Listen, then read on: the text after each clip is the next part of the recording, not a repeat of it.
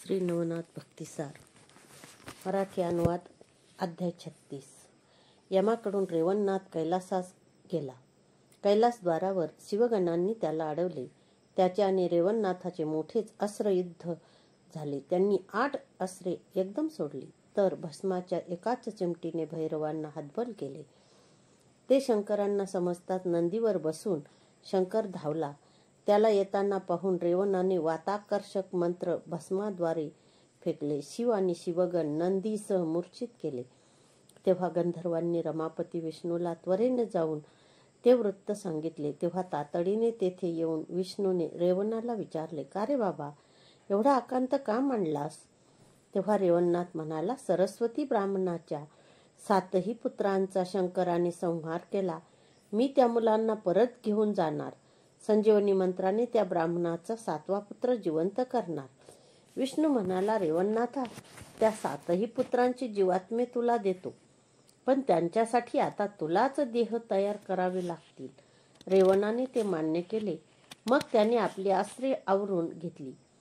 विष्णूला वंदन करून व्यानास्त्राच्या साह्याने तो विटे गावी आला व ब्राह्मणाला म्हणाला, मी कैलासावर गेलो, शंकरांचा पराभव केला. विष्णूने शरण येऊन मला तुझ्या 7ही मुलांचे जीवात्मे दिले आहेत. या तू एक काम कर, तुझ्या 7व्या मुलाच्या अचेतन देहाचा कुटून एक मेणासारखा गोळा कर. त्याचे 7 भाग करून 7 जीवांपासून 7 पुत्र जिवंत करतो. हे काम करायला ब्राह्मणाने रेवणावर विश्वास टाकून तसे केले.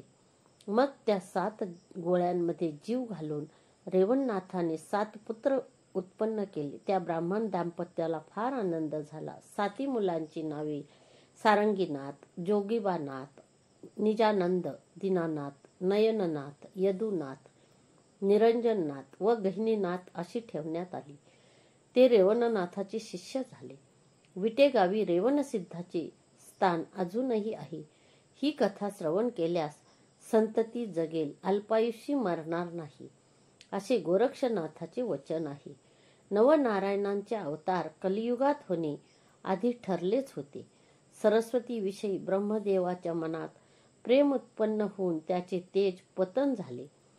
ते एका वटवृक्षाच्या बुंध्यात लपून राहिलेल्या पद्मिनी नावाच्या सर्पिणीच्या डोक्यावर पडले. भक्ष समजून तिने गिळले. आस्तिकाला ही गोष्ट समजली आणि पद्मिनीच्या पोटात त्या ब्रह्मतेजाच्या आधाराने अविर्होत्र नारायण जन्म घेणार हेही त्याला समजले व त्याने तिला ते सांगितले. जनमेजयाच्या सर्पसत्रातून तिला वाचवावे म्हणून आस्तिकाने वडाच्या बुंध्यात तिला लपून राहायला सांगितले व वज्रप्रयोग करून तिचे संरक्षण केले. सर्पिणीने एक तेजस्वी अंडे घातले. त्यातून एक तेजस्वी बालक जन्माला आला. पद्मिनी निघून गेली. झाडाच्या बुंध्यात तो बालक गुप्त होता. पुढे तेथे कोशधर्म नावाचा एक गरीब ब्राह्मण वटपत्राच्या पंत्रावळी बनविण्यासाठी पाने काढण्यास आला. त्याला बाळाचे रडणे ऐकू आले. तेवढ्यात देवांनी आकाशवाणी प्रकट केली, वडाच्या झाडामध्ये असलेल्या बालकाचा सांभाळ कर, तुझे कल्याण होईल. आकाशवाणी ऐकून ब्राह्मणाने त्या मुलाला घरी नेऊन सुरादेवी नावाच्या त्या आपल्या पत्नीजवळ दिले. वटसिद्ध नागनाथ असे त्याचे नाव ठेवले. 7व्या वर्षी त्याची मुंज झाली. तो मुलगा रोज काशी विश्वेश्वर मंदिराजवळ खेळत असे, लुटूपुटूच्या मेजवाना घालीत असे, खोटे खोटेच पदार्थ वाढीत असे. दत्तात्रयांनी त्या मुलाचे रूप घेतले.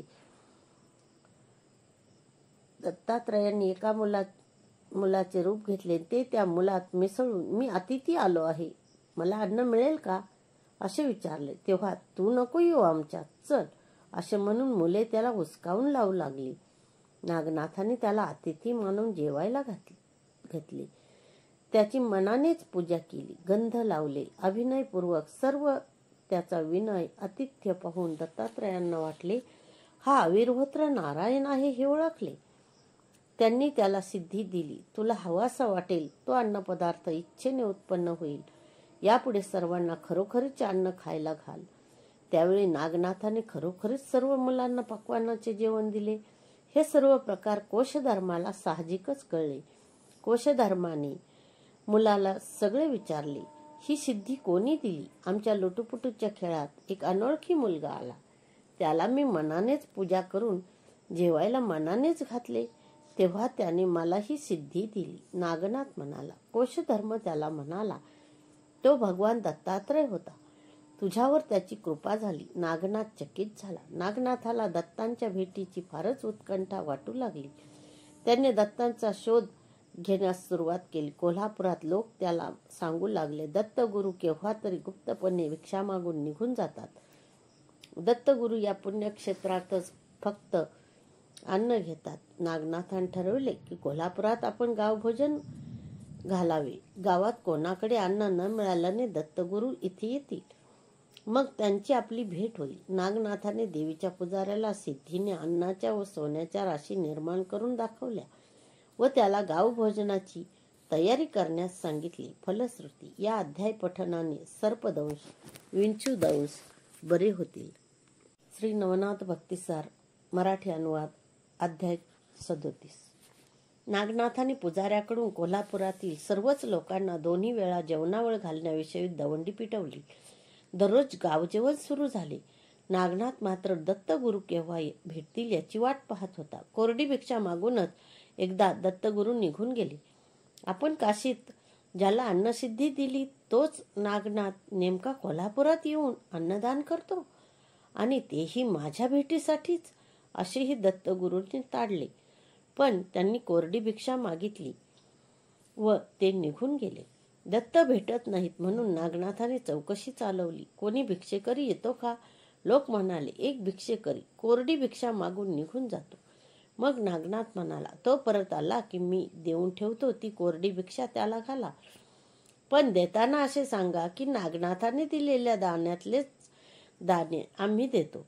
मग त्याने जर तीही भिक्षा घेतली नाही तर मला येऊन सांगा. असे सांगून 50 लोकांना त्याने वस्त्रात धान्य बांधून दिले. एकदा दारात तो भिक्षेकरी आला. लगेच एक माणूस त्याला 2 मुठी तांदूळ घालू लागला आणि म्हणाला, महाराज, मी ही भिक्षा घालतो ती तो सिद्ध नागनाथ आला आहे, त्याचे कृपेने शक्य झाले आहे. हे वाक्य ऐकताच भिक्षेकरी पटकन झोळी घेऊन 2 पावले मागे सरकला. नाही नाही, आम्हाला नागनाथाचे अन्न नको. तो असे बोलतोय तोच इतर लोकांनी गुपचूप जाऊन नागनाथाला ही बातमी सांगितली. नागनाथ तात्काळ धावला. त्याने पुढे जाऊन त्यांच्या पायांना मिठी मारली आणि तो म्हणाला, गुरु महाराज, मी तुमच्याशिवाय घोर रानात की हो पडलो आहे. तेव्हा दत्तांनी त्याला प्रेमाने उठवले. माझ्या बाळा, रडू नकोस. चल, मी तुला या शोकसागरातून वर काढतो. असे म्हणून त्यांनी त्याला एकीकडे नेले आणि ज्ञानदीक्षा दिली. त्याचे सर्व अज्ञान त्याच क्षणी समूळ नष्ट झाले. सर्वत्र त्याला ब्रह्मस्वरूप दिसू लागले. त्यानंतर नागनाथ आणि दत्त हे दोघे कोल्हापूर सोडून ध्यानमंत्राच्या साह्याने शीघ्र गतीने काशी क्षेत्रात गेले. काशीतून ते दोघे बद्रिकाश्रमात गेले. तेथे दत्तांनी नागनाथाची शंकराशी भेट घडवली. त्याने नागनाथ हाच अविहोत्र नारायण आहे हे कळताच दत्तांच्या विनंतीवरून नाथांना सर्व विद्यात प्रवीण केले. 12 वर्षे तप करून घेतले. नंतर नाथपंथांचा देश व सर्व सिद्धी वेश व सर्व सिद्धी दिल्या.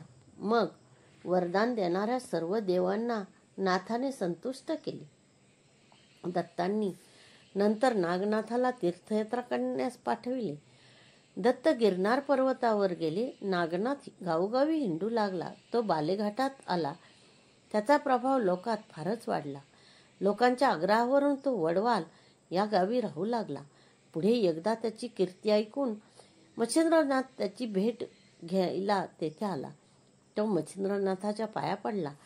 प्रेमाने मच्छिंद्र व नागनाथ एकत्र आले. काही दिवसांनी मच्छिंद्रनाथाने विषय काढला. नागनाथा, दारावर शिष्य पहारेकरी का ठेवतोस? नागनाथ म्हणाला, मी असतो ध्यानस्थ. वाटेल तेव्हा लोक येतात, मला त्रास देतात म्हणून. मच्छिंद्र म्हणाला, अरे, पण आपला जन्मच परोपकारासाठी आहे. अवतार घेऊन आलो तो दिनोद्धार करायला. तूही सर्वांना मुक्तद्वार ठेव. नागनाथाने ते मान्य केले. मग मच्छिंद्र तीर्थयात्रेसाठी निघून गेले. नागनाथ सर्वांना भेट देऊ लागला. सर्वांची दुःखे तो दूर करू लागला. नागनाथाने आपल्या सर्व भक्तांचा उद्धार केला. पुढे त्यांनी समाधी घेतली. फलश्रुती या अध्याय पठनाने घरातील अज्ञान नष्ट होऊन पुत्र विद्यावंत होतील. अध्याय संपला. श्री नवनाथ भक्तिसार मराठी अनुवाद अध्याय 38. नवनाथांचे जन्म रहस्यपूर्णच आहेत. पिप्पलायन ऋषींचा जन्मही असाच निसर्गात होऊन ते गवताच्या बेटात राहिले. सत्यस्रवा नावाचा ब्राह्मण गवत काढण्याकरिता तेथे आला. गवत काढताना त्याला तो बालक दिसला. त्या बालकाचा मनात विचार करत असता आकाशातून पुष्पवृष्टी सुरू झाली. ते पाहून ब्राह्मण पळू लागला. देवांच्या सांगण्यावरून नारदाने ब्राह्मणाचे रूप घेऊन सत्यस्रवाला गाठले. त्याचा सर्व संशय दूर केला व स्वतः तो बालक उचलून सत्यस्रवाच्या हाती देऊन त्या मुलाचे नाव चरपटी असे ठेव असे सांगितले. सत्यस्रवाने बालकाला चांगले सांभाळले. 7व्या वर्षी त्याची मुंज केली. तो 12 वर्षाचा झाला. नारदाला त्याची आठवण झाली. गुप्तपणे तो ब्राह्मणाच्या घराजवळ उभा राहून पाहू लागला. 12 वर्षाचा तेजस्वी चरपटी पाहून नारदाचे प्रेम उफाळून आले. नारद जसा ब्रह्मदेवाचा पुत्र तसाच चरपटी. मग नारद बद्रिकाश्रमात गेला. तेथे मच्छिंद्र, दत्तात्रय व शंकर यांच्या समवेत प्रेमाने संवाद करताना नारदाने चरपटीची सगळी कथा सांगितली.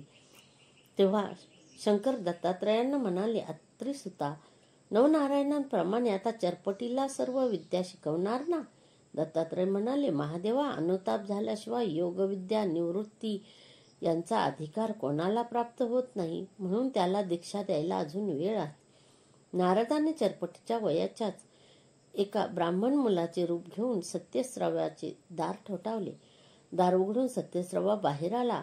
तो त्याला एक 12-13 वर्षाचा मुलगा बाहेर उभा दिसला. तो म्हणाला, मी कुलंब नावाचा गरीब ब्राह्मण मुलगा आहे. मला विद्यार्थी म्हणून आपण शिकवाल का? तू शिकणार? हो, मी घरातील सर्व कामे करेन आणि शिकेन. बरे तर आमच्या चरपटी बरोबर शिकायला बसत जा. मग रोज कुलंब आणि चरपटी एकत्र अभ्यास करू लागले. काहीतरी करून चरपटी व सत्यस्रवा यांच्यात भांडण झाले पाहिजे असे कुलंबाला वाटत होते. काही दिवसांनी त्या गावातल्या एका यजमानाने ओटी भरण्याच्या कार्यासाठी सत्यस्रवाला बोलावले.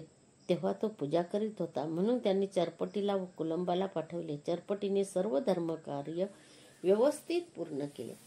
मग यजमान आला आणि त्याने दक्षिणा म्हणून अगदी थोडे पैसे दिले. ते पाहताच चरपटी त्याला म्हणाला, हे काय? अहो भटजी, ही दक्षिणा आहे, गोड मानून घ्यावी. एवढीशी दक्षिणा? कार्य केवढे, दक्षिणा किती, काही विचार तरी करावा. अशा तऱ्हेने शब्दाने शब्द वाढत गेला. तेवढ्यात कुलंब तिथून एकटाच निघाला व घरी येऊन एकदम मनाला घोटाळा झाला. त्याचे बोलणे ऐकून सत्यस्रवाने विचारले, अरे काय झाले? चरपटीने काय केले? दक्षिणा कमी दिली म्हणून भांडतोय पा चरपटी. सत्यस्रवा संतापला. चल चल, मी येतो, पूजा झाली माझी, पाहूया आपण. असे म्हणून सत्यस्रवा त्या यजमानांकडे गेला. तिथे भांडण जोरात सुरूच होते. सत्यस्रवाने पुढे येऊन चरपटीच्या तोंडात एक थप्पड मारली. रागावून चरपटी देवीच्या देवळात जाऊन बसला. सत्यस्रवाचा डोळा चुकून कुलंब दुसऱ्या मार्गाने देवळात गेला. त्याने चरपटीची समजूत घातली. नंतर देवीला दंडवत घालून दोघेही एकमेकांचा हात धरून गावातून बाहेर पडले. ते थेट केदारनाथला गेले. दोघेही केदारेश्वराच्या मंदिरात ध्यानाला बसले. ध्यान करता करता कुलंबाने चरपटीला डोळे उघडण्यास सांगितले.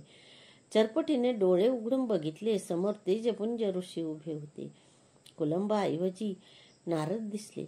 पाठोपाठ श्री दत्तात्रय प्रकट झाले. दत्तात्रयांनी त्याच्या मस्तकी वरदहस्त ठेवला.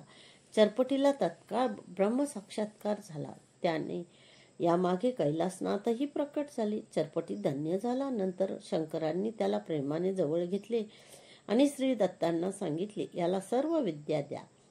मग श्री दत्तांनी चरपटीला 14 विद्या, 64 कला आदी सर्व विद्या आणि सिद्धी शिकवल्या. नंतर चरपटीनाथ भगवान शंकरांच्या व श्री दत्तांच्या आज्ञेने तीर्थाटन करू लागला.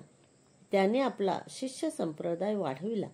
फलश्रुती या अध्याय पठनाने हिवताप, मधुमेह, नवज्वर बरे होतील. अध्याय संपला.